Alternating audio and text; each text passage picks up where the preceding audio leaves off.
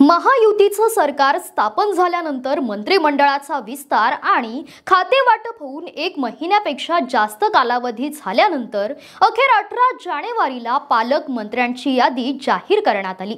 राज्यातल्या 36 जिल्ह्यांच्या पालकमंत्रीपदी कोणाची वर्णी लागली जाणून घेऊयात या व्हिडिओच्या माध्यमातून। नमस्कार, मी रुशाली ठाकूर, आपण पाहताय आवाज लोकशाहीचा। कोणत्या जिल्ह्याचं पालकमंत्रीपद कोणाकडे आहे जाणून घेऊयात। गडचिरोली जिल्ह्याचं पालकमंत्रीपद देवेंद्र फडणवीस यांच्यासह आशिष जयस्वाल यांच्याकडे देण्यात आले।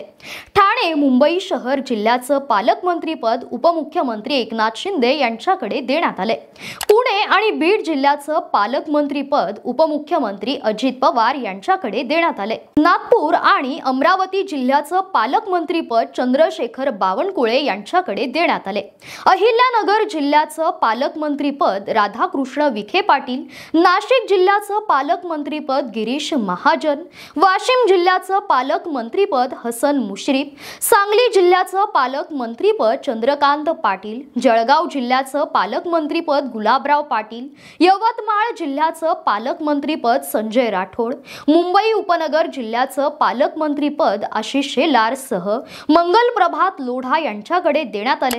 रत्नागिरी जिल्ह्याचं पालकमंत्रीपद उदय सामंत यांच्याकडे देण्यात आले।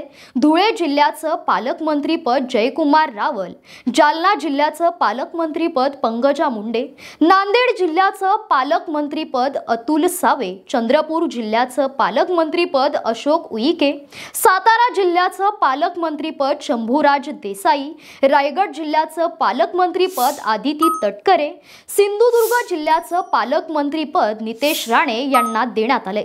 लातूर जिल्ह्याचं पालकमंत्रीपद शिवेंद्र सिंह राजे भोसले, नंदुरबार जिल्ह्याचं पालकमंत्रीपद माणिकराव कोकाटे, सोलापूर जिल्ह्याचं पालकमंत्रीपद जयकुमार गोरे, हिंगोली जिल्ह्याचं पालकमंत्रीपद नरहरी झिरवाळ, भंडारा जिल्ह्याचं पालकमंत्रीपद संजय सावकारे, छत्रपती संभाजीनगर जिल्ह्याचं पालकमंत्रीपद संजय शिरसाट यांच्याकडे देण्यात आले।